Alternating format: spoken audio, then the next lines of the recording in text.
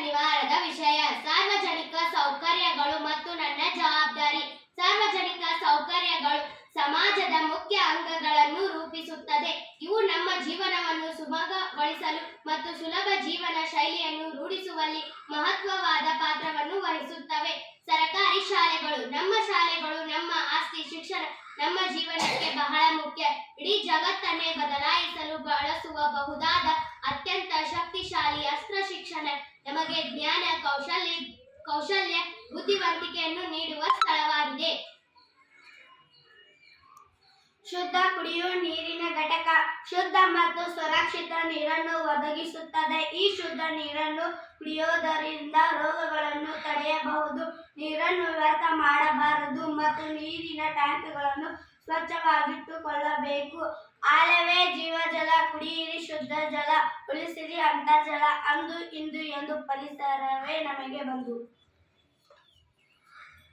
ಗ್ರಂಥಾಲಯವೆಂದರೆ ಹಲವು ಪುಸ್ತಕಗಳ ಭಂಡಾರ. ಗ್ರಂಥಾಲಯವು ನಮಗೆ ಮಾಹಿತಿ ಮತ್ತು ಸಂಶೋಧನೆಗೆ ಸಹಾಯ ಮಾಡಿ ಉತ್ತಮ ವ್ಯಕ್ತಿತ್ವ ನಿರ್ಮಾಣ ಮಾಡುತ್ತದೆ. ಗ್ರಂಥಾಲಯದಲ್ಲಿ ಮೌನವನ್ನು ಪಾಲಿಸಬೇಕು ಮತ್ತು ಸ್ವಚ್ಛತೆಯನ್ನು ಕಾಪಾಡಬೇಕು.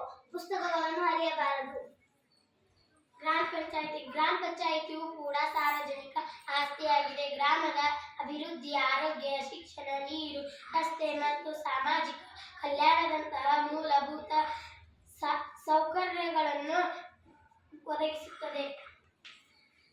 ಬೀದಿ ದೀಪಗಳು ರಾತ್ರಿ ಸಮಯದಲ್ಲಿ ಬೆಳಕನ್ನು ನೀಡುತ್ತವೆ. ತಂಗುದಾಣ ಬಸ್ ನಿಲ್ದಾಣವೆಂದರೆ ಸಾರ್ವಜನಿಕ ಸಾರಿಗೆ ವ್ಯವಸ್ಥೆಯ ಪ್ರಮುಖ ಕೇಂದ್ರ. ಸುರಕ್ಷಿತ ಮತ್ತು ಕಡಿಮೆ ವೆಚ್ಚದ ಪ್ರಯಾಣ ಇದು ಸಾರ್ವಜನಿಕ ಆಸ್ತಿಯಾಗಿದ್ದು ಕಾಪಾಡುವುದು ನಮ್ಮೆಲ್ಲರ ಕರ್ತವ್ಯ. ಸರ್ಕಾರಿ ಆಸ್ಪತ್ರೆಗಳು ಸರ್ಕಾರದಿಂದ ನಡೆಸಲ್ಪಡುವ ಆರೋಗ್ಯ ಸೇವಾ ಕೇಂದ್ರವಾಗಿದೆ. ಇದು ಗ್ರಾಮೀಣ ಹಾಗೂ ಪಟ್ಟಣ ಪ್ರದೇಶದ ಜನರಿಗೆ ಮೂಲಭೂತ ಆರೋಗ್ಯ ಸೇವೆಗಳನ್ನು ಉಚಿತವಾಗಿ ಒದಗಿಸುತ್ತೇವೆ. ಇವುಗಳನ್ನು ಕಾಪಾಡೋಣ. ಚರಂಡಿ ವ್ಯವಸ್ಥೆಗಳು ಕೂಡ ಸಾರ್ವಜನಿಕ ಆಸ್ತಿಯಾಗಿದೆ. ಇವುಗಳನ್ನು ಸ್ವಚ್ಛವಾಗಿ ಇಟ್ಟುಕೊಳ್ಳೋಣ. ಬ್ಯಾಂಕ್ಗಳು ಸಾರ್ವಜನಿಕ ಆಸ್ತಿಯಾಗಿದ್ದು ಅವುಗಳನ್ನು ಕಾಪಾಡುವುದು ನಮ್ಮ ಕರ್ತವ್ಯ.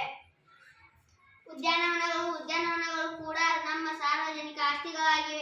ನಾವು ಉದ್ಯಾನವನಗಳಿಗೆ ಹೋದಾಗ ಅಲ್ಲಿ ಕಸ ಎಸೆಯಬಾರದು ಮತ್ತು ಸ್ವಚ್ಛವಾಗಿ ಇಟ್ಟುಕೊಳ್ಳೋಣ. ಅಂಚೆ ಕಚೇರಿಯ ಪತ್ರಗಳನ್ನು, ಸರಕುಗಳನ್ನು ಒಂದು ಸ್ಥಳದಿಂದ ಇನ್ನೊಂದು ಸ್ಥಳಕ್ಕೆ ಅತ್ಯಂತ ಕಡಿಮೆ ವೆಚ್ಚದಲ್ಲಿ ಕಳಿಸಲಾಗುತ್ತದೆ. ಮಾರುಕಟ್ಟೆಯಲ್ಲಿ ಬೇಡಾದ ತರಕಾರಿಗಳನ್ನು ಎಸೆಯಬಾರದು. ಮಾರುಕಟ್ಟೆಯಲ್ಲಿ ಸ್ವಚ್ಛವಾಗಿ ಇಟ್ಟುಕೊಳ್ಳೋಣ. ಸರ್ಕಾರಿ ಕಾಲೇಜುಗಳು ನಮ್ಮ ಆಸ್ತಿ. ಅವನ್ನು ಸ್ವಚ್ಛವಾಗಿ ಇಟ್ಟುಕೊಳ್ಳೋಣ. ಧನ್ಯವಾದಗಳು.